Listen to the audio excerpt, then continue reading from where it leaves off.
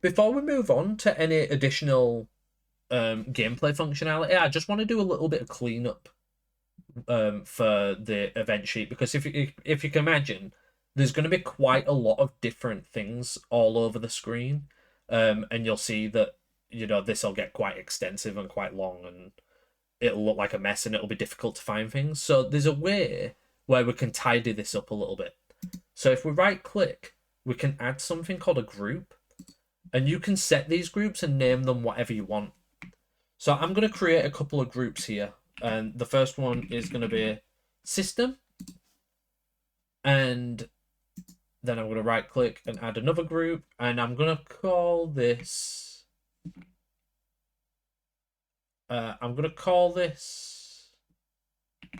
health, player health. I'm going to call this player health.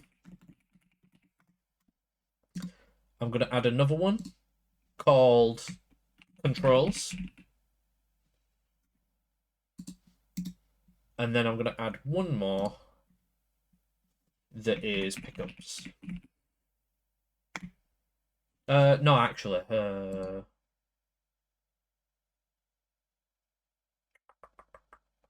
yeah, no, I'll leave it as pickups for now. That's fine.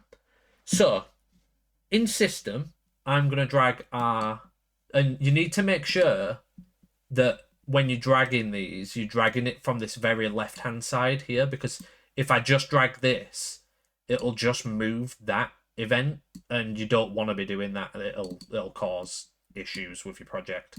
But if you click here on the left-hand side of it, it'll highlight the whole sort of chunk.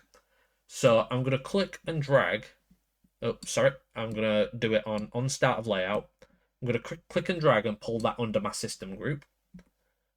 I'm also gonna drag our function under the system group. I'm going to click and drag this on left button clicked, and I'm going to add this to our controls. I'm going to do when our player health is more than 100. I'm going to drag that into my player health. And if it's less than 0, that's going to be player health. And then pickups. I'm going to drag when we overlap the health pickup, and that's going to be under there. And then when we're overlapping the bear trap, I'm going to put it under there. You can name these whatever you want, and you can then like collapse them down to clean things up. I'm going to move my controls one up there. So then when I want to go in and mess around with stuff that affects the player health, I can just open that quickly. Anything to do with the pickups, I can come in here.